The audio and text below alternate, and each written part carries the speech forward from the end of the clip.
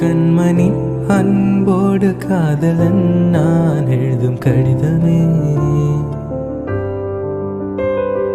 பொன்மணி உன் வீட்டில் சௌக்கியமா, நான் எங்கு சௌக்கியமே.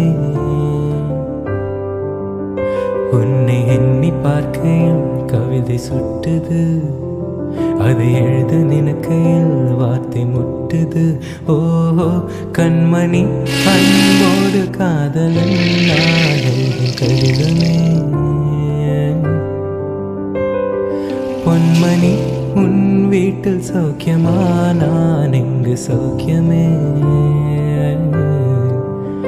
உன்னை எண்ணி பார்க்கையில் கவிதை சுட்டுது, அதை எழுத நினைக்கையில் வார்த்தை முட்டுது.